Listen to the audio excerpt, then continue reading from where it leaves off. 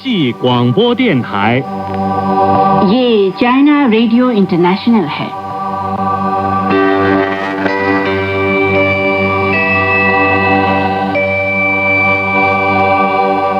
नमस्कार, ये China radio international है। अब हमारा हिंदी कार्यक्रम आरंभ होता है। आज के इस कार्यक्रम में समाचारों के बाद स्वर्णिम चीन के रंग कार्यक्रम के तहत चीन की अल्पसंख्यक जातियों के रीति रिवाज और चीनी उपन्यास पश्चिम की तीर्थ यात्रा प्रस्तुत किए जाएंगे। अंत में होगा रोजमर्रा की चीनी भाषा। लीजिए सुने आज के मुख्य समाचार। जापान का नया रक्षा श्वेत पत्र गलत धारणाओं से भरा है।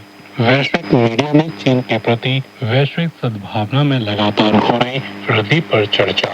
और चीन ने दुर्लभ परमाणु नाविकों का सफल उत्पादन किया और पहचान की। अब आप अखिल पारू से सुनिए आज के पूरे समाचार।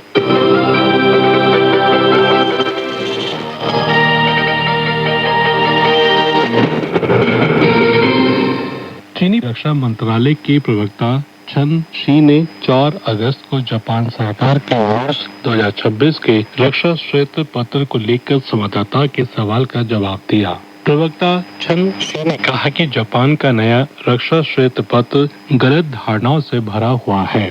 इसमें आसपास के इलाके में सुरक्षा संकट को बढ़ा चढ़ाकर फैलाया गया और तथाकथित चीन से खतरे के बयान का प्रचार किया गया। ये बिल्कुल अपने सैन्य प्रतिबंध में ढील देने का बहाना है। चीन इस पर बहुत असंतुष्ट है और कड़ा विरोध करता है। प्रवक्ता ने कहा कि जापानी अधिकारियों ने रक्षा केंद्रित नीति की आड़ में 3 सुरक्षा दस्तावेज के संशोधन को गति दी, लगातार रक्षा खर्च को बढ़ाया, लंबी दूरी तक हमला करने की क्षमता को जोर शोर से विकसित किया और अंतरिक्ष के हथियारीकरण और युद्ध क्षेत्र में बदलने की प्रक्रिया को आगे बढ़ाया।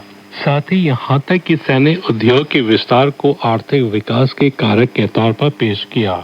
जापान का नए तरह का सैन्यवाद द्वितीय विश्व युद्ध के बाद की अंतर्राष्ट्रीय व्यवस्था के लिए गंभीर चुनौती और क्षेत्रीय शांति व स्थिरता के लिए वास्तविक खतरा बन गया है।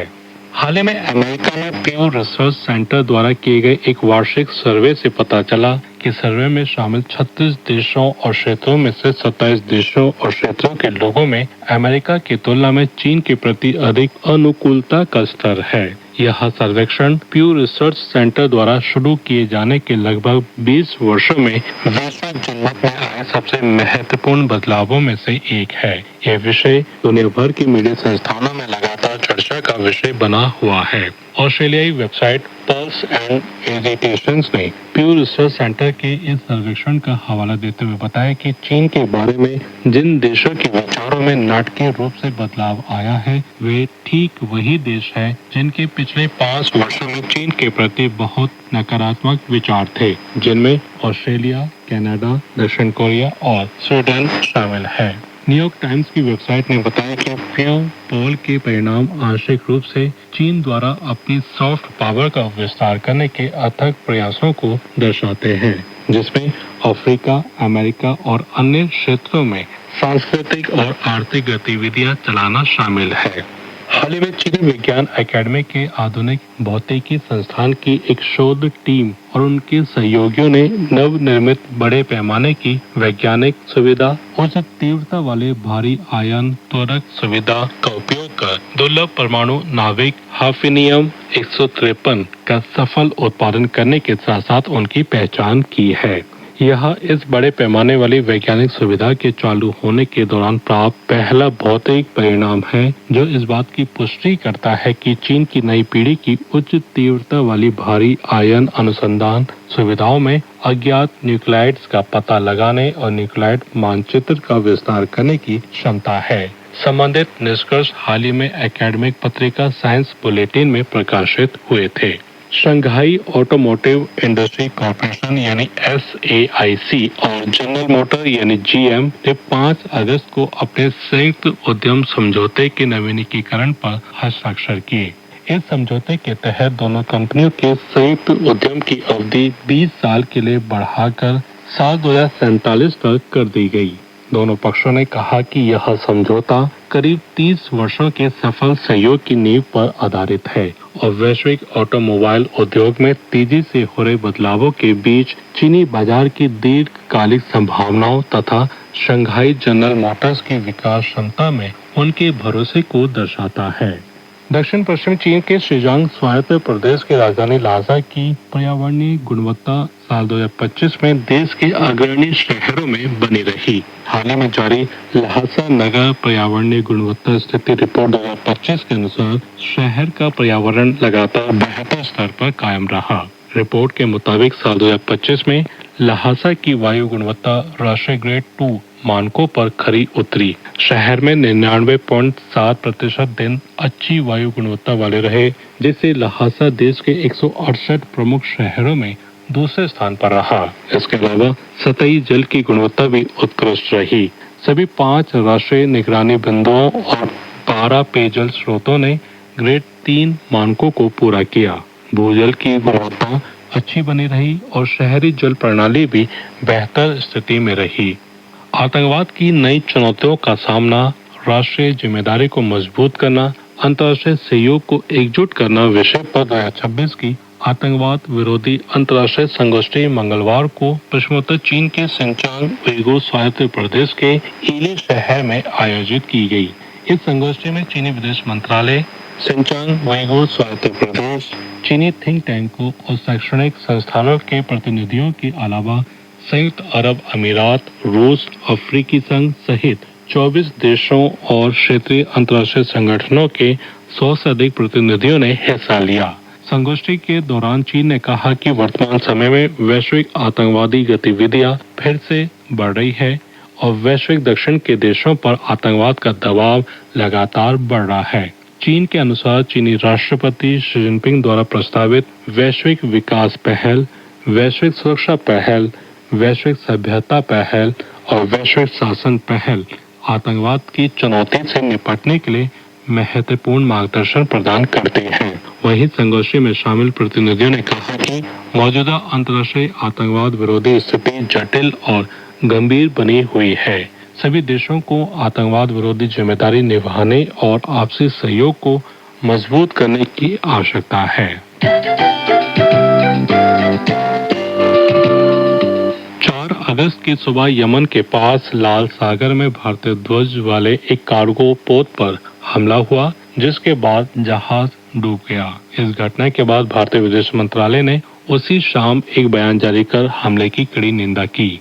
मंत्रालय ने बताया कि जहाज पर सवार सभी भारतीय नागरिकों को सुरक्षित बचा लिया गया है। भारतीय विदेश मंत्रालय ने भारतीय नागरिकों के बचाव अभियान में सहयोग के लिए यमन सरकार का आभार जताया। मंत्रालय ने कहा, सभी 13 भारतीय नागरिकों को सुरक्षित बचा लिया गया है।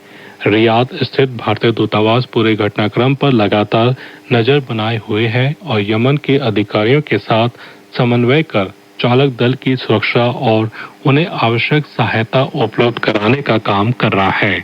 विदेश मंत्रालय ने आगे कहा कि क्षेत्र में व्यापारिक जहाजों पर लगातार हो रहे हमले बेहद चिंताजनक हैं। स्थानीय समय अनुसार 4 अगस्त को हनोई में चीन सांस्कृतिक केंद्र की सहायता से चीनी फिल्म डियर यू का प्रीमियर वियतनाम के हो ची मिन सिटी में हुआ। इसमें वियतनामी फिल्म और टेलीविजन उद्योग के कर्मियों, सांस्कृतिक विद्वान, विदेश में रहने वाले चीनी, वियतनाम में चीनी वित्त पोषित कंपनियों के प्रतिनिधि और मीडिया रिपोर्टर समेत लगभग 1000 लोग शामिल हुए। 5 अगस्त को यह फिल्म वियतनाम के सभी थिएटर्स में रिलीज होगी और विभिन्न दर्शकों की देखने की जरूरतों को पूरा करने के लिए यह फिल्म 3 भाषाओं में उपलब्ध होगी, चीनी, चौशान बोली और वियतनामी, और प्रत्येक संस्करण में वियतनामी और अंग्रेजी उपशीर्षक उपलब्ध है। मुख्य समाचार एक बार फिर। जापान का नया रक्षा श्वेत पत्र गलत धारणाओं से भरा है। वैश्विक मीडिया में चीन के प्रति वैश्विक सद्भावना में लगातार हो रही वृद्धि पर चर्चा और चीन ने दुर्लभ परमाणु नाविकों का सफल उत्पादन किया और पहचान की।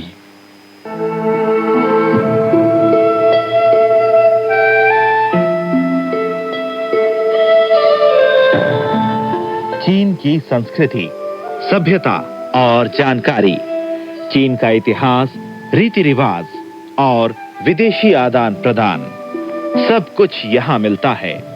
आइए चलते हैं चीन के सफर पर और शुरू करते हैं हमारा खास कार्यक्रम स्वर्णिम चीन के रंग।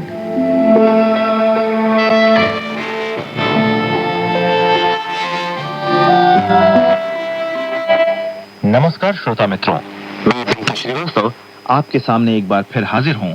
मित्रों, इन दिनों हम आपको चीन की अल्पसंख्यक जातियों के रीति रिवाजों के बारे में बता रहे हैं। उसी के तहत आज हम एक नई कड़ी के साथ आपके सामने आए हैं, जिसका शीर्षक है उइगर जाति का परंपरागत विवाह समारोह।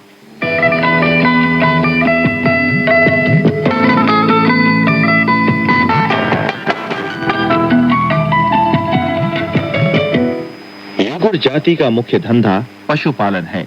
ये जाति मुख्य रूप से कांसू प्रांत के हर्शी गलियारे के मध्य में और छिलियन पर्वत श्रृंखला के उत्तरी ढलानों पर बसी हुई है। ये चीन की उन अल्पसंख्यक जातियों में से है जिनकी जनसंख्या कम है और जो सघन रूप से बसी हुई हैं। उइगर जाति में 3 बोलियां प्रचलित हैं। इस जाति की अपनी कोई लिखित भाषा नहीं है। चीनी लिखित और मौखिक हान भाषा ही उइगर जाति की संपर्क भाषा है। उइगर जाति का समृद्ध मौखिक साहित्य है, जिसमें ऐतिहासिक किंवदंतियां, कहानियां, लोकोक्तियां और लोकगीत शामिल हैं। इनके लोकगीतों की अनोखी शैली है। ये लोकगीत सरल शब्दावली, संगीतात्मकता, विषय वैविध्य और जीवंत चित्रण की विशेषताओं से युक्त हैं। उइगर जाति के लोग कढ़ाई बुनाई में निपुण होते हैं। वे ऊनी थैले, कंबल और लगाम आदि पर तरह तरह के खूबसूरत डिजाइन बनाते हैं। महिलाओं के वस्त्रों, कॉलरों और जूतों पर भी विभिन्न प्रकार के पुष्प, घास पौधे, मछलियां, कीड़े और जानवरों की सुंदर कढ़ाई होती है। उनकी कढ़ाई में प्रयुक्त धागों का रंग चटकदार होता है, जो उनकी विशेष शैली का परिचायक है। उइगर जाति चीन की एक प्राचीन जाति है, जो 1000 वर्ष पहले उइगर जाति की ही तरह थांग राजवंश की वेइहू जाति से निकली है। उइगर जाति अनंत गोबी रेगिस्तान के नखलिस्तान पर निवास करती रहती है।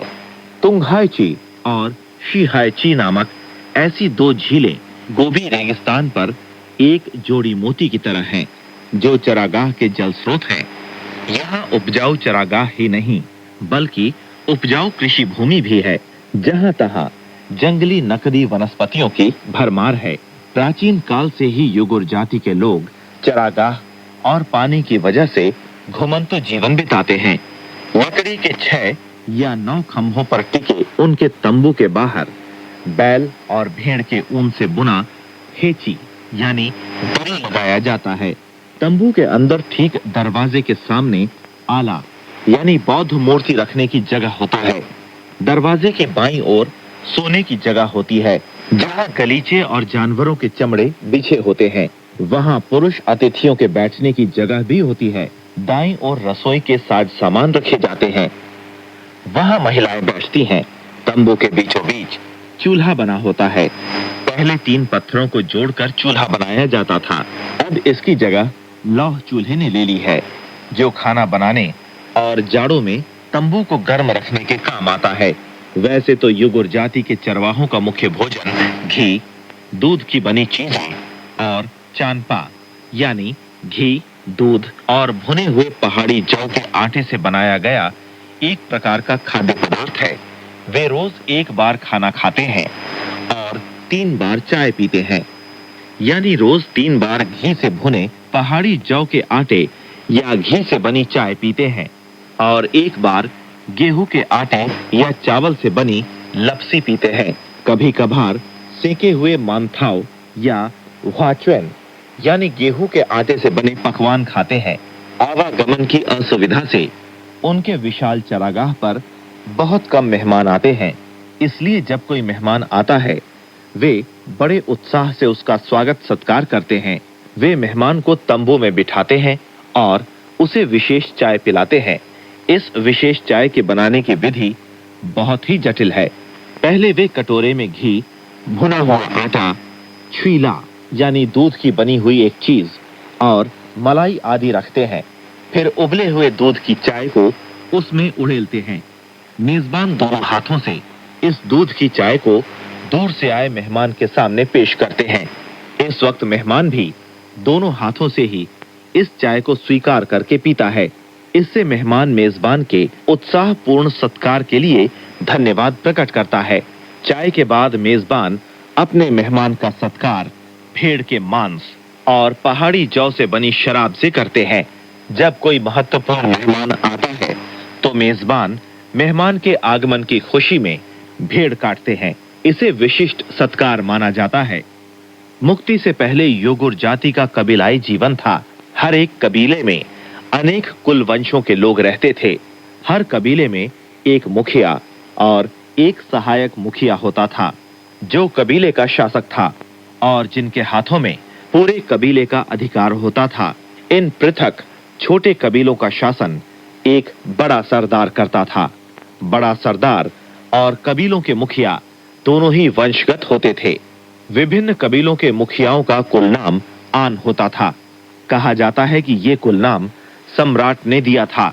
युगुर जाति के पुरुष आमतौर पर ऊंचे कॉलर वाला लंबा चोगा पहनते हैं, जिसके बटन बाईं तरफ लगाए जाते हैं। वे सिर पर गोलाकार लाल और नीले किनारे वाली सफेद ऊनी टोपी पहनते हैं। वे लंबी मूठ पहनते हैं। बाएं कान पर एक बड़ी कनकली लगाते हैं और कमर में तलवार, चकमक, छोटी बुद्ध मूर्ति, शराब केतली, नासदान और चिलम आदि चीजें लटकाते हैं। उनके बाल लंबे होते हैं, इसलिए वे लंबी चोटी बनाकर उसमें रेशमी धागे बांधकर सिर पर लपेटते हैं। युगुर जाति की महिलाएं भी लंबा चोगा और चोगे के ऊपर फतोही पहनती हैं। पैरों में लंबे बूट पहनती हैं। वे कमर पर लाल, बैंगनी और हरा कमरबंद बांधती हैं, जिसके दोनों छोर कमर के पीछे दोनों ओर लटके होते हैं। वे कमरबंद की बाईं तरफ कुछ रंग बिरंगे रुमाल बांधती है। कॉलर और दोनों कफों पर रंगीन फूलदार कढ़ाई होती है। सिर पर बिगुलाकार लाल झालर वाली टोपी या चीची यानी एक नाथिरम स्टेंडेंस नाम की घास से बनी टोपी पहनते हैं। टोपी के किनारे पर काले रेशम की 2 पट्टियां लगाई जाती हैं। टोपी के किनारे का अगला भाग आगे फैला और पिछला भाग ऊपर उठा होता है। टोपी के शीर्ष पर लाल झालर लगी होती है। कुछ टोपियों में फूलदार डिजाइन कढ़ी होती है। अविवाहित युवतियां 5 या 7 चोटियां गूंथती हैं और चौड़े किनारे और गोलाकार टोपी पर लाल झालर लगाती हैं। कुछ महिलाओं की टोपियों की लाल और रंगीन झालर नीचे लटकी होती है। विवाहित महिलाएं सिर पर लंबा फीता सा थौमियन पहनती है। पहले वे अपने बालों की 3 लंबी चोटियां बनाती हैं, जिनमें से एक चोटी पीछे पीठ पर छोड़ी जाती है और बाकी 2 चोटियां आगे छाती पर कर ली जाती हैं। थौमियन भी 3 होते हैं और वे 3 चोटियों पर अलग अलग ढंग से बांधे जाते हैं। हर एक थौमियन 3 भागों में बटा धातु की कड़ी से जुड़ा होता है। थौमियन पर चांदी के आभूषण, मूंगा, सुलेमानी पत्थर, रंगीन मोती और सीप आदि के आभूषण जड़े होते हैं, जिससे निराली डिजाइन तैयार हो जाती है। जब वे चलती हैं तो चांदी के आभूषण मोतियों और सीपों आदि के आपस में टकराने की झनझनाहट सुनाई देती है।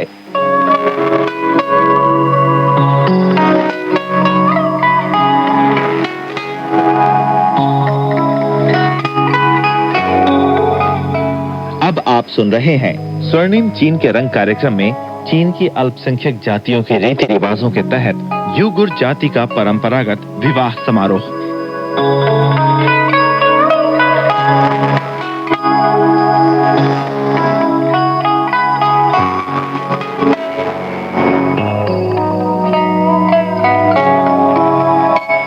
युगुर जाति को महिलाओं का थौमियन न सिर्फ अनोखा होता है, बल्कि थौमियन पहनने की रस्म भी बड़ी धूमधाम से मनाई जाती है।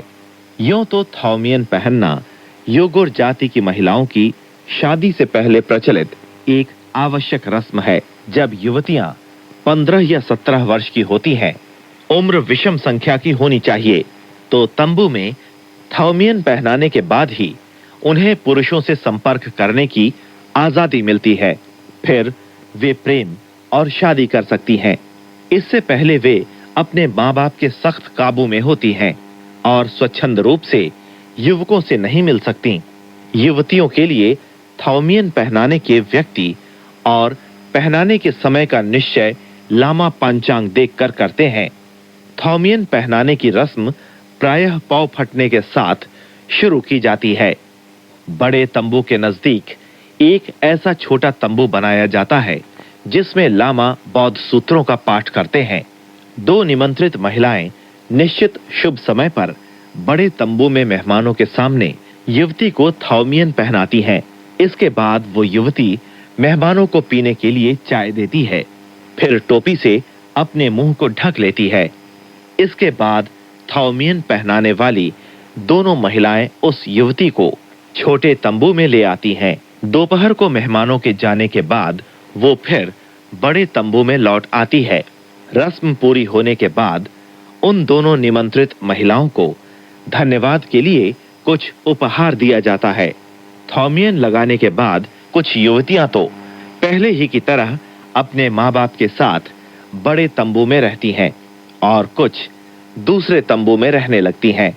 यदि युवती की शादी के लिए थाउमियन पहनाया जाए तो ये रस्म और ज्यादा धूमधाम से मनाई जाती है। थाउमियन पहनाते समय युवती के मामा या खासकर निमंत्रित गायक थाउमियन पहनाने का गीत गाते हैं। इस गीत का मतलब है कि शुक्र तारे के निकलने पर पाँव फटने लगती है, लड़की को थाउमियन पहनाने का समय हो गया है, शुक्र तारा चमक रहा है, प्यारी लड़की के सिर पर थाउमियन पहनाया जा रहा है, लड़की की विदाई होने वाली है और अब वो अपनी सास के घर जाएगी। थाउमियन पहनाने के बाद युवती छोटे तंबू में आ जाती है। वहां मामा, मेहमान और युवती का प्रतिनिधित्व करने वाली उसकी सहेली सब गीत गाते हैं। उनके गीतों के विषय भिन्न होते हैं। युवती जो गीत गाती है वो ज्यादातर माँ बाप को अपने पालन पोषण के लिए धन्यवाद देने अथवा माँ बाप से अनुराग करने और घर से बिछोह का होता है। मामा और मेहमान के गीतों का विषय अधिकतर लड़की को समझाने और तसल्ली देने का होता है। पहले युवती खुद ही गीत रचती और गाती थी, लेकिन बाद में शर्म की वजह से युवती की जगह उसके घर का कोई पुरुष गाता है जो गीत गाने में निपुण हो। दुल्हन तंबू के एक कोने में कपड़े से अपने को छिपाती है ताकि दूसरों को न दिखाई दे। रस्म होने के बाद मेजबान भेड़ के मांस आदि व्यंजन मेहमानों को खिलाते हैं। इस वक्त बूढ़ों और प्रौढ़ों के बीच शराब पीने के साथ साथ छायछुएन का खेल होता है। यहाँ हम आपको बता दें, छायछुएन खुशी मनाने के भोज में 2 पक्षों की उंगलियों की कुल संख्या भांपने का एक खेल है जिसमें हारने वाले को शराब पिलाई जाती है और युवक युवतियां गीत गाते हुए एक दूसरे को जाम पेश करते हैं। हंसी खुशी का ये माहौल अगले दिन के सुबह तक बना रहता है। थाउमियन पहनाने के दिन और उसके अगले दिन दुल्हन के घर वाले, रिश्तेदार और कुलवंश के लोग दुल्हन को दूल्हे के घर पर शादी की रस्म पूरी करने के लिए पहुंचाते हैं। दुल्हन और बारात घोड़ों पर सवार होकर गीत गाते और शराब पीते हुए अपना रास्ता तय करते हैं। दूल्हे के पक्ष के लोग उनके स्वागत में आने से पहले आधे रास्ते पर कालीन बिछाते हैं और पहले से भेड़ के मांस और शराब तैयार रखते हैं। जब दुल्हन वहां पहुंचती है तो दूल्हे के पक्ष के लोग दुल्हन के पक्ष के लोगों को हाता यानी सफेद रेशमी फीता भेंट करते हैं। साथ ही शराब और भोजन भी पेश करते हैं। थोड़ी देर आराम करने के बाद वे फिर आगे बढ़ते हैं। इस वक्त दुल्हन के पक्ष के प्रधान की आज्ञा के अनुसार कई निपुण घुड़सवार जोड़े में आगे बढ़कर उस तंबू तक जाते हैं जो दूल्हे के पक्ष ने दुल्हन के लिए तैयार किया है। फिर उस तंबू का 3 चक्कर लगाते हैं। उस तंबू का चक्कर लगाते समय दूल्हे के पक्ष की महिलाएं तंबू के अंदर में घोड़ों को डराने के लिए कोई न कोई चीज जोर से पीटती हैं। पुरुष बाहर मेहमानों के घोड़ों को पकड़ने की कोशिश करते हैं। इनमें से एक पुरुष हाथ में लकड़ी का एक टूटा कटोरा लिए मेहमानों के घोड़ों की पिछली टांगों पर मारता है। ये पलीत को भगाने का प्रतीक है। जब दुल्हन को पहुंचाने वाले लोग और दूल्हे की बारात भी तंबू के पास पहुंचते हैं, दूल्हे के घर वाले उसे बड़े तंबू में बिठाते हैं। तब दुल्हन दरवाजे पर आती है। दूल्हा उसकी टोपी पर लगी नीले कपड़े की पट्टी को नीचे उतारता है और उसे तीर की नोक पर बांधकर अपने धनुष से छोड़ता है। फिर धनुष को तोड़कर तंबू के बाहर फेंकता है। कुछ जगहों पर तो दुल्हन के तंबू में जाने से पहले रास्ते के दोनों ओर ईंधन के 2 ढेरों में आग लगाई जाती है। दुल्हन को इसके बीच से गुजरना होता है। इस समय दूल्हा विलो की टहनी से बने कोमल तीर से दुल्हन पर वार करता है। अगर वो तीर दुल्हन को लग जाए तो शुभ माना जाता है। फिर उस तीर और धनुष को जलाने के लिए आग में फेंका जाता है। इधर जब दुल्हन तंबू में आती है, उधर दुल्हन के पक्ष का एक व्यक्ति सफेद घोड़ा खींचते हुए दुल्हन के पीछे पीछे आग के पास आ जाता है और फिर वापस लौटता है। घोड़े के सिर पर एक हाथा बंधा होता है। इसका आशय यह है कि दुल्हन इसी घोड़े पर सवार होकर आई है। दुल्हन तंबू में आने के बाद पहले आले के पास जाकर बुद्ध मूर्ति को हाथा चढ़ाती है। फिर दूल्हे के साथ भूमि पर माथा टेक कर प्रणाम करती है। इसके बाद दुल्हन एक कटोरा घी की चाय अपनी सास को पेश करती है। इस रस्म के बाद दुल्हन छोटे तंबू में आ जाती है। वहां वो अपने सिर से साफा उतारती है।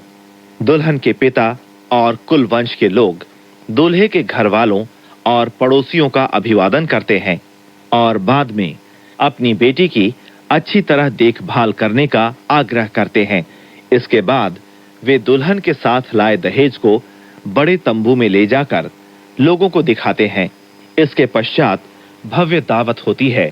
गायक खुशी मनाने के गीत गाते हैं, शराब के प्याले छलकते हैं और वहां एकत्रित लोग नव दंपत्ति को बधाई देते हैं।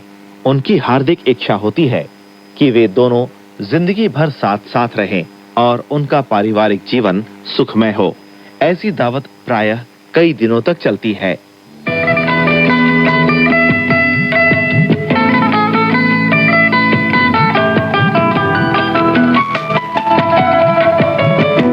तो श्रोता मित्रों, ये था युगुर जाति का परंपरागत विवाह समारोह। अगली बार हम फिर एक नई कड़ी के साथ आपके सामने आएंगे। तब तक के लिए अपने मित्र पंकज श्रीवास्तव को आज्ञा दें। नमस्कार।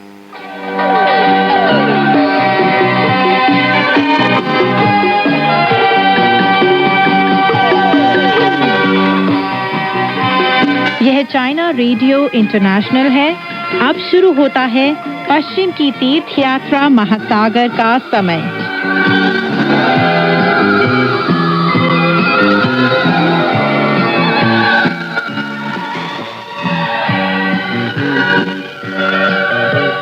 नमस्कार दोस्तों, पश्चिम की तीर्थ यात्रा सुप्रसिद्ध चीनी उपन्यास लेकर हाजिर हूँ मैं मैत्री शर्मा। आज की कहानी इस प्रकार है। दोस्तों, अब तक आपने कहानी में सुना कि युद्ध क्षेत्र से भागकर वह प्रेत आत्मा दक्षिण पूर्व की तरफ बांस पर्वत पर जा पहुंचता है, जहां 9 मोड़ों वाली घुमावदार गुफा थी। इसी गुफा में प्रेत आत्मा का पितामह 9 गुने देवत्व वाला आदि मनीषी रहता था। दानवराज उन्हीं से मदद मांगने गया और वयोवृद्ध दानव उसकी मदद के लिए तैयार भी हो गए। चलिए दोस्तों, कहानी को आगे बढ़ाते हैं और सुनते हैं कहानी में आगे क्या हुआ। जब प्रेतात्मा ने यह सुना तो वह अपने आंसू को नहीं रोक पाया। गुस्से में भरकर पांव जमीन पर पटकते हुए उसने गगन भेदी दहाड़ मारी और घृणा और क्रोध से कहा, अरे ओ दुष्ट भिक्षुओं, नृशंस पशुओं, तुम इतने खूंखार कैसे हो सकते हो? तुमने मेरी गुफा प्रासाद को तहस नहस कर डाला है और मेरी प्रिय सुंदरी को जलाकर भस्म कर दिया है। तुमने हमारे घर के सभी छोटे बड़े लोगों को मौत के मुंह में धकेल दिया है। मैं इतना गुस्सा हूँ कि अपने प्राण भी त्याग सकता हूँ। तब वयोवृद्ध दानव ने अनुरोध किया कि वह कपिल सिंह को काबू में करे और कहा, प्रिय पौत्र, जो हो गया सो हो गया। परेशान होने से तुम्हें कोई फायदा नहीं होगा। अब तुम्हें अपनी पूरी शक्ति बटोर कर उन भिक्षुओं को नगर में जाकर पकड़ लेना चाहिए। प्रेतात्मा ने रोते रोते जवाब दिया, पूज्य पितामह, मेरा यह पर्वत प्रासाद एक दिन में थोड़ी ही बना था। उन दुष्ट खलवाट भिक्षुओं ने सब कुछ भस्म कर दिया है। ऐसी हालत में मेरा जीवन अब बेकार हो गया है। यह कहकर वह फूट पड़ा और आगे बढ़कर बार बार अपना सिर चट्टान पर पटकने लगा। जब हिम सिंह और वानर सिंह ने उसे चुप कराने की बहुत कोशिश की, तब कहीं वह शांत हुआ। इसके बाद वे लोग गुफा से नगर की तरफ चल पड़े। प्रचंड आंधी और घनी धुंध के साथ वे दानव नगर के पास पहुंचे। नगर प्राचीर के बाहर रहने वाले सभी लोग उन्हें देखकर इतने डर गए कि उन्होंने अपना सामान वहीं छोड़ दिया और बाल बच्चों को घसीटकर नगर के अंदर भाग गए। जब सब लोग अंदर चले गए तो नगर के दरवाजे बंद कर दिए गए। तब राजा के समक्ष यह सूचना दी गई कि नगर पर विपत्ति आने वाली है। राजा उस समय धुंध मंडप के अंदर थांग महाभिक्षु और बाकी लोगों के साथ सुबह का शाकाहारी भोजन कर रहा था। जब उसने पूछा तो उसे बताया गया, प्रेतात्माओं के दल रेतीली आंधी, कंकड़, पत्थरों, धुंध और झंझावात के साथ नगर की ओर बढ़ रहे हैं। अब क्या होगा? वानर ने जवाब दिया, चिंता ना कीजिए राजन, बिल्कुल चिंता मत कीजिए। यह वही बाघ मुख गुफा का प्रेतात्मा है जो कल हमारी मार खाकर भाग खड़ा हुआ था। यह दक्षिण पूर्व की तरफ भागकर 9 गुने देवत्व वाले आदि मनीषी नामक इसी दैत्य के पास मदद लेने गया था। अब यहाँ लौट रहा है। हम तीनों गुरु भाई उसका मुकाबला करने के लिए बाहर जा रहे हैं। सभी नगर के दरवाजे बंद कर दिए जाएं और नगर प्राचीर पर सैनिक तैनात कर दिए जाएं। राजा ने नगर के दरवाजे बंद करने और नगर प्राचीर पर सैनिक तैनात करने का आदेश जारी कर दिया और अपने बेटों और थांग महाभिक्षु को साथ लेकर निरीक्षण के लिए निकल पड़ा। फौजी पताकाओं ने सूर्य को ढांप लिया। तोपों की गर्जना आकाश को छूने लगी। वानर, शूकर और भिक्षु प्रेतात्मा ने उफनती आंधी और घुमड़ते बादलों के बीच शत्रु से लोहा लेने नगर से प्रस्थान कर दिया। लापरवाही से ही अपनी खोने पड़े थे उनको अपने हथियार और करना पड़ा था सामना दुष्ट दानवों के आक्रमण का। महान मनीषी वानर ने शूकर और भिक्षु प्रेतात्मा के साथ नगर से बाहर निकलकर राक्षसों के चेहरे का अवलोकन किया। उन्होंने देखा कि वे विभिन्न प्रकार के सिंह थे। कपिल सिंह प्रेतात्मा उनका नेतृत्व कर रहा था। उसके बाईं ओर तेंदुआ सिंह और गजमर्दक सिंह, दाहिनी ओर ग्रेफन सिंह और रैकून श्वान सिंह और पीछे की ओर वानर सिंह और हिम सिंह तैनात थे। उनके बीचों बीच 9 सिर वाला सिंह विराजमान था। राक्षस हरित मुख 9 सिर वाले सिंह के ठीक पीछे खड़े होकर कढ़े फूलों वाले किम खाप का छत्र उठाए हुए था। धूर्त सन की और सन की धूर्त लाल झंडे हाथ में उठाए हुए थे। शूकर बड़े अशिष्टतापूर्ण ढंग से उनके पास जाकर जोर से गाली गलौज करने लगा। अरे ओ दुष्ट राक्षसों, बस करो, बहुमूल्य निधियों के लुटेरों, तुम इन झबरेले प्रेतात्माओं से मदद लेने के लिए वहाँ क्यों गए? जवाब में कपिल सिंह प्रेतात्मा ने गुस्से से दांत भींचते हुए कहा, अरे ओ पापी घुटे सिर वाले भिक्षुओं, कल मुझे अकेला पाकर तुम तीनों मुझ पर टूट पड़े थे और मुझे भागना पड़ा था। मेरा गुफा महल भस्म करने, मेरा पर्वत निवास तहस नहस करने और मेरे परिवार जनों की हत्या करने की जगह क्या तुम्हें कोई अच्छा काम नहीं सूझ सकता था? मेरे दिल में तुम लोगों के लिए सागर के समान गहरी नफरत भरी हुई है। जहाँ हो वहीं खड़े रहो और मेरे परशु प्रहार का मजा चखो। विलक्षण शूकर ने अपना पांचा उठाकर उसका वार रोका। जब दोनों के बीच युद्ध शुरू हो गया और उनमें से कोई भी विजयी होता नहीं दिखाई दिया तो वानर सिंह अपनी कटीली लौह गदा उठाकर और हिम सिंह अपनी 3 धार वाली यष्टि उठाकर लड़ाई में कूद पड़े। शूकर जोर से चिल्लाया, स्वागतम। भिक्षु रेतात्मा ने तेजी से अपना दानव दमनकारी दंड बाहर निकाला और बाजू से फुर्ती के साथ आगे बढ़कर शूकर की मदद को जा पहुंचा। तेंदुआ प्रेतात्मा, ग्रीफन प्रेतात्मा, गज मददक प्रेतात्मा और रैकून श्वान प्रेतात्मा सभी एक साथ आगे बढ़ गए। वानर ने अपने लौह दंड से उन सभी प्रेतात्माओं को रोक दिया। 7 सिंह प्रेतात्माओं और 3 दुर्दमनीय भिक्षुओं के बीच शानदार युद्ध होने लगा।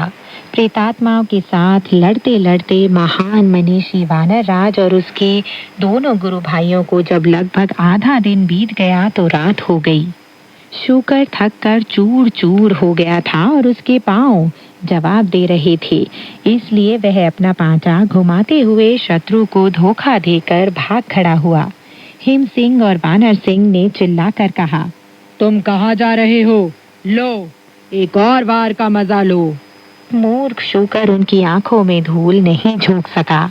उसकी रीढ़ पर यष्टि से जोर की मार पड़ी और वह चारों खाने चित होकर जोर से चिल्लाने लगा, हाय राम, मैं मर गया, मैं तो मर गया, हाय राम। दोनों सिंह प्रेतात्मा शूकर को गर्दन के बालों और पूंछ से पकड़कर 9 सिर वाले सिंह के पास ले गए। उन्होंने सूचना दी, पूज्य पितामह, हम उन दुष्टों में से एक को पकड़ लाए हैं। उनके मुंह से ये शब्द निकले ही थे कि भिक्षु रेतात्मा और वानर को भी परास्त होकर पीछे हटना पड़ा।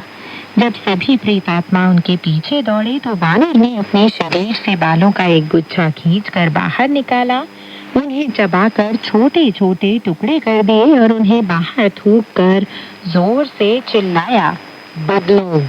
इस तरह वे टुकड़े 100 से ज्यादा वानरों में बदल गए, जिन्होंने ग्रेफन, तेंदुआ, गजमर्दक, रैकून श्वान और कपिल सिंह को चारों तरफ से घेर लिया। तब भिक्षु रेतात्मा और वानर फिर से रणभूमि में लौट गए। उस रात कुछ समय बीतने के बाद उन्होंने तेंदुए और ग्रेफन को पकड़ लिया और रैकून श्वान और गजमर्दक भाग गए। जब कपिल सिंह ने वयोवृद्ध दानव को यह समाचार दिया कि 2 सिंह लापता हो गए हैं तो उसने आदेश दिया, शूकर को बांध दो, पर मारो मत। जब वे लोग हमारे दोनों सिंहों को वापस लौटाएंगे तभी हम भी उनके शूकर को वापस लौटाएंगे। अगर उन्होंने हमारे सिंहों की जान लेने की मूर्खता की तो हम भी शूकर की जान लेकर बदला लेंगे। उस दिन सभी राक्षसों ने नगर के बाहर ही रात काटी।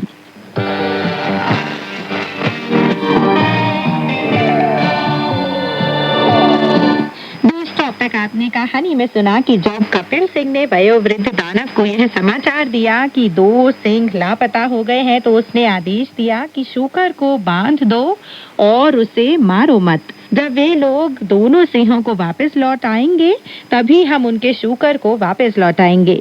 इसके बाद उस दिन सभी राक्षसों ने नगर के बाहर ही रात काटी।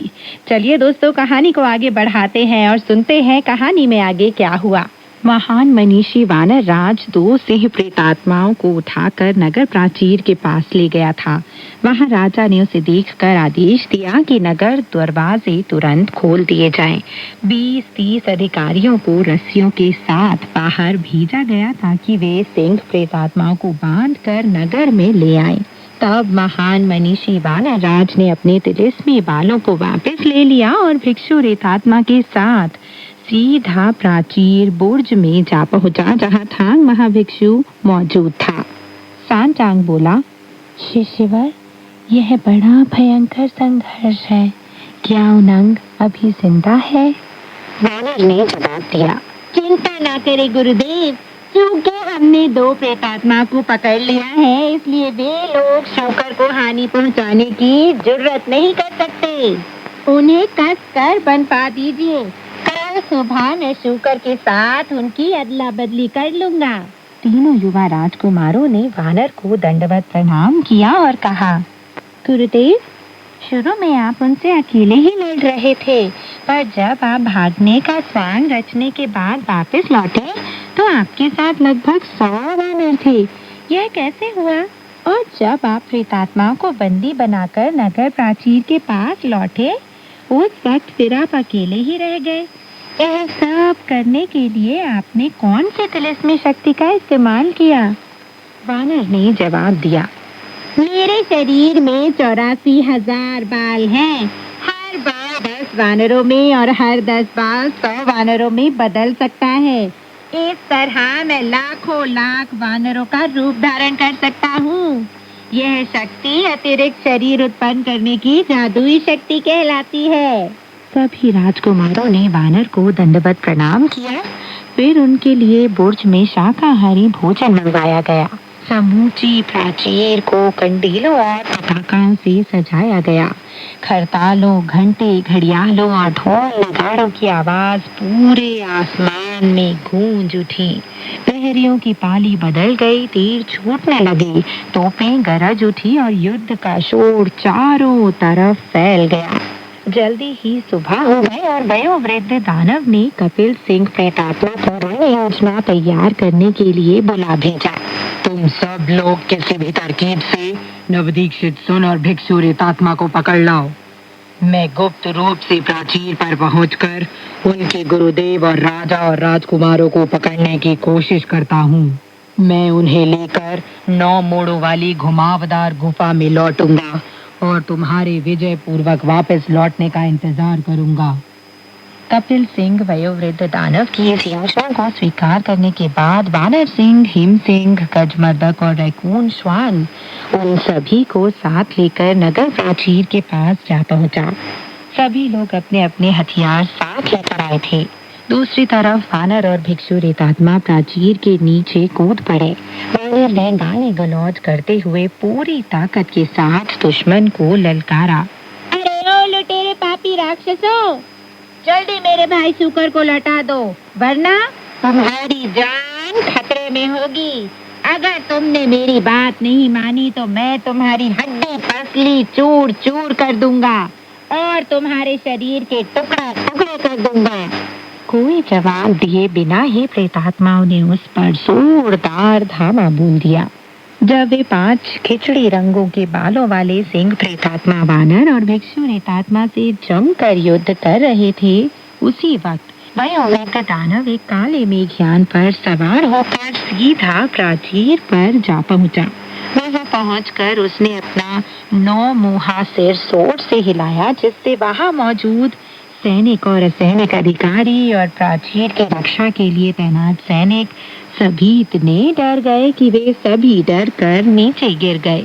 तब उस दानव ने बुर्ज में प्रवेश करके अपने सभी मुंह खोल लिए और सैनचांग राजा और उसके बेटों को एक एक मुंह में दबोच कर गोबर में लौट गया। वहां अपने 9 मुंहों में से एक मुंह में उसने शूकर को भी दबोच लिया। उसने अपने एक मुंह में थांग महाभिक्षु को, एक मुंह में शूकर को, एक मुंह में राजा को, एक मुंह में सबसे बड़े राजकुमार को, एक मुंह में दूसरे राजकुमार को और एक मुंह में तीसरे राजकुमार को एक साथ दबोच लिया। उसके 3 मुंह अब भी खाली थे। उन्हें पूरा खोलकर वह जोर से गरजा, मैं आगे जा रहा हूँ। अपने पितामह की जीत से प्रोत्साहन पाकर 5 सिंह प्रेतात्मा युद्ध में और ज्यादा सक्रिय हो गए। जैसे ही वानर ने प्राचीर से चीखने चिल्लाने की आवाजें सुनी और उसे यह एहसास हुआ कि उसने धोखा पाया है, तो उसने भिक्षु रेतात्मा को जोर से पुकार कर सावधान किया और अपनी भुजा के सभी बाल उखाड़ कर उन्हें मुंह में डाल दिया। फिर उन्हें चबाकर बाहर थूक दिया। इस तरह जिन 1000 से ज्यादा छोटे छोटे वानरों का जन्म हुआ, उन्होंने शत्रु को घेर कर आक्रमण कर दिया। उन्होंने वानर सिंह को धराशायी कर दिया, हिम सिंह को जिंदा पकड़ लिया, गजमर्दक सिंह को बंदी बना लिया, रैकून श्वान सिंह के दांत खट्टे कर दिए और कपिल सिंह को जान से मार डाला। लेकिन जब भारी शोर के बीच वे नगर प्राचीर की तरफ लौट रहे थे तो हरित मुख धूर्त सन की धूर्त मौका देखकर भाग निकले। प्राचीर पर तैनात अधिकारियों ने वानर और भिक्षु रेतात्मा को आते देखा तो उन्होंने नगर दरवाजे खोल दिए। पांचों सिंह प्रेतात्मा को रस्सी से बांध दिया और उन्हें नगर में ले गए। लेकिन उनसे निपटने से पहले ही नगर की महारानी प्रकट हो गई, जो रोती बिलखती सिसकती हुई बोली, परम पावन गुरुजनों, राजकुल महामान्य विहा नरेश, हमारे पुत्र और आपके गुरुदेव परलोक से धार चुके हैं। उनके बिना हमारे इस नगर के लोग कैसे जिंदा रह सकेंगे। अपने तिलिस्मी बालों को वापस लेने के बाद वानर ने झुककर महारानी का अभिवादन किया और बोला, परेशान ना हो महारानी, क्योंकि मैंने उसके 7 सिंह प्रेतात्मा को बंदी बनाया हुआ है, इसलिए वयोवृद्ध दानव मेरे गुरुदेव को, राजकुल महामान्य को और आपके सुपुत्रों को अपने सम्मोहनकारी जादू के जरिए उठा ले गया है। मुझे पूरा यकीन है उनका बाल भी बांका नहीं होगा। मेरा गुरु भाई और मैं कल सुबह सवेरे ही उस दानव के पर्वत निवास पर जाएंगे। मैं आपको यकीन दिलाता हूँ कि हम उस बूढ़े दानव को पकड़ लेंगे और आपके राजा और तीनों राजकुमारों को छुड़ा लाएंगे। जब महारानी ने और उसकी 7 भाई स्त्रियों ने यह सुना तो उन्होंने झुककर प्रणाम किया और वानर से कहा, हम भगवान से प्रार्थना करते हैं कि राजकुल महामान्य और उनके पुत्र सकुशल लौट आए और हमारा राजवंश सुरक्षित रहे। यह कहने के बाद सभी स्त्रियां आंखों से आंसू बहाते हुए राजमहल में लौट गईं। वानर ने अधिकारियों को आदेश दिया, जिस कपिल सिंह प्रेतात्मा को हमने मौत के घाट उतार दिया है, उसकी खाल खींच लो और जो 6 प्रेतात्मा अभी जिंदा हैं, उन्हें अच्छी तरह बांध दो और ताले में बंद कर दो। हमारे सोने से पहले कुछ शाकाहारी भोजन ले आओ। चिंता करना छोड़ दो, मैं यकीन दिलाता हूँ कि कुछ नहीं होगा।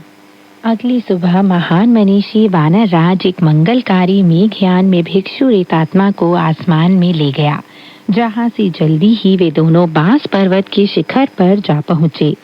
जब उन्होंने अपना मेघयान नीचे उतारकर चारों तरफ देखा तो उन्हें यह अद्भुत नजारा दिखाई दिया। जब वे दोनों पर्वत पर खड़े होकर वहां के प्राकृतिक नजारे को देख रहे थे, तभी अचानक चट्टानों के बीच से हरित मुख प्रकट हो गया। उसके हाथ में एक छोटा सा दंड था। वानर ने जोर से पुकारा, तुम कहाँ जा रहे हो? मैं आ गया हूँ।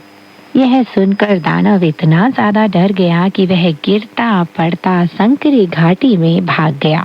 वानर और भिक्षु रेतात्मा ने उसका पीछा किया, लेकिन वे यह पता नहीं लगा पाए कि वह अचानक कहाँ गायब हो गया था। जब वे और आगे गए और वहाँ आसपास खोज की तो उन्हें एक गुफा महल दिखाई दिया, जिसके बाहर पत्थर का फाटक बना हुआ था। फाटक मजबूती से बंद था। फाटक के ऊपर मोटे मोटे अक्षरों में लिखा था, 9 मोड़ों वाली घुमावदार गुफा, महाबली बांस पर्वत।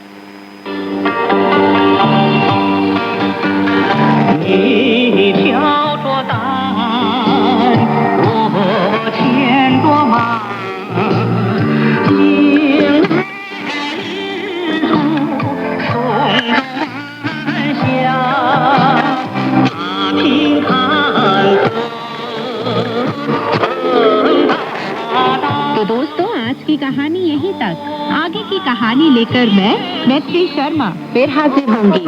तब तक के लिए नमस्कार, बाय बाय।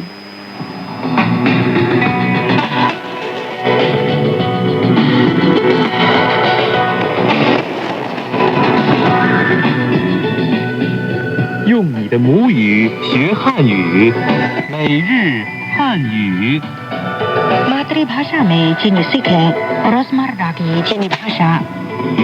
用你的母语学汉语，每日汉语。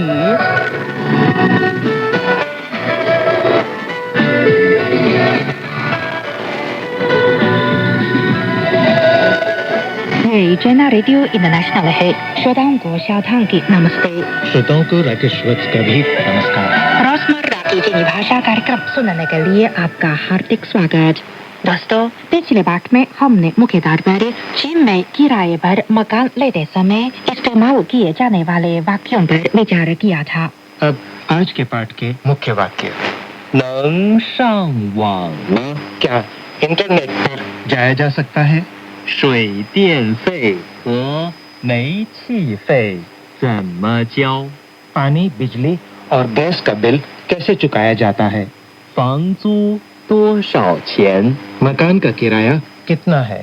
我们什么时候签合同？ हम कब अनुबंध पर हस्ताक्षर करेंगे? 我给你开个收据。 मैं आपको रसीद देता हूँ। राकेश जी, आप मकान ढूंढने के साथ साथ बोलचाल की चीनी भाषा में भी धीरे धीरे सक्षम हो रहे हैं। और हमारे श्रोता भी। अच्छा, आप ये बताइए, जब हम मकान ढूंढने निकलते हैं तो मैं ये जानना चाहता हूँ कि मकान में इंटरनेट की सुविधा है या नहीं, और इसलिए मैं ये सवाल पूछना चाहता हूँ कि क्या इंटरनेट पर जाया जा सकता है? इसे चीनी भाषा में कैसे कहा जाएगा? ठीक बात है, आजकल इंटरनेट बहुत जरूरी हो गया है, इसलिए ये जानना ही चाहिए। आप चीनी में इस तरह पूछ सकते हैं, 能上网吗? नंग शंग वांग मा। 能 सकना, नंग 上网 इंटरनेट पर जाना, शंग वांग 吗 एक प्रश्नवाचक शब्द है। मा। 能上网吗? क्या इंटरनेट पर जाया जा सकता है? नंग शंग वांग मा। अब हम आज के पाठ की पहली बातचीत सुने। 能上网吗? 可以上网。 शाओथांग जी, जब मकान किराए पर ले लिया तो ये जानना भी जरूरी है कि पानी, बिजली और गैस का बिल कैसे चुकाया जाता है। इसे चीनी भाषा में कैसे कहा जाएगा? आप कह सकते हैं, 水电费和煤气费怎么交? 水电费和煤气费怎么交? 水电费 पानी और बिजली का बिल, 水电费 和 और 和 煤气费 गैस का बिल, 煤气费怎么 कैसे 怎么 交 चुकाना, 交? 水电费和煤气费怎么交? 水电费和煤气费怎么交? पानी, बिजली और गैस का बिल कैसे चुकाया जाता है? अब हम आज के पाठ की दूसरी बातचीत सुने। 水电费和煤气费怎么交? 去银行交就可以。 राकेश जी, क्या आप ये जानना चाहते हैं कि कितने पैसे को चीनी भाषा में कैसे कहा जाता है? 多少钱 ठीक है? जी हाँ, बिल्कुल ठीक। अब मैं ये जानना चाहता हूँ कि मकान मालिक से मैं ये कैसे पूछूं कि एक महीने का मकान का किराया कितना है? आप कह सकते हैं, 房租多少钱? 房租多少钱? 房租 मकान का किराया, 房租多少钱 कितना या कितने पैसे, 多少钱? 房租多少钱 मकान का किराया कितना है? 房租多少钱? अब हम आज के बाद की तीसरी बातचीत सुने। 房租多少钱? 月租2800元。 शाओथांग जी, मकान ले लेने पर अनुबंध पर हस्ताक्षर भी करने होते हैं, तो चीनी में इस बात को कैसे पूछा जाएगा कि हम कब अनुबंध पर हस्ताक्षर करेंगे? आप कह सकते हैं, 我们什么时候签合同? 我们什么时候签合同? 我们 हम 我们什么时候 कब 什么时候签合同 अनुबंध पर हस्ताक्षर करना. 签合同? 我们什么时候签合同? हम कब अनुबंध पर हस्ताक्षर करेंगे? 我们什么时候签合同? अब हम आज के बाद की चौथी बातचीत सुने। 我们什么时候签合同? 没问题的话，现在就可以。 राकेश जी, आपको ये मालूम हो ही गया है कि आपको एक बार में 3 महीने का किराया चुकाना होगा। आमतौर पर मकान का मालिक किराया लेने के बाद आपसे ये कह सकता है, 我给你开个收据。我给你开个收据。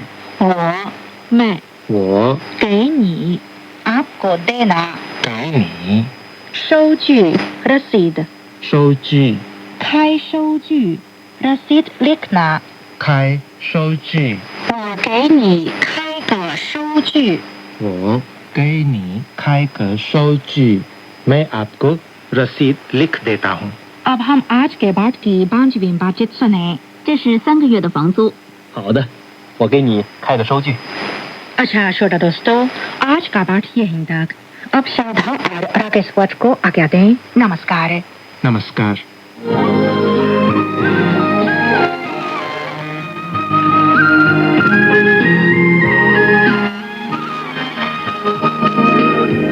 सीजीटीएन हिंदी सेवा रोजाना 5 कार्यक्रम प्रसारित करती है। हमारा पहला कार्यक्रम भारतीय समय के अनुसार सुबह 8:30 से 9:30 बजे तक, दूसरा कार्यक्रम संध्या के 6:30 से 7:30 बजे तक, तीसरा कार्यक्रम रात के 8:30 से 9:30 बजे तक, चौथा कार्यक्रम रात के 9:30 से 10:30 बजे तक और पांचवा कार्यक्रम रात के 10:30 से 11:30 बजे तक प्रसारित होता है।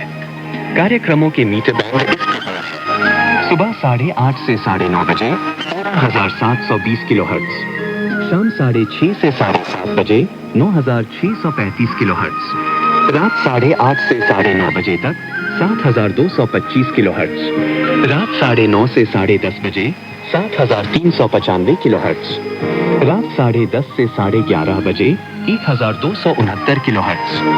अब इंटरनेट पर सीजीटीएन की हिंदी वेबसाइट भी खुली हुई है। इसे देखने के लिए हम आपका हार्दिक स्वागत करते हैं। हमारी वेबसाइट का पता है hindi.cgtn.com।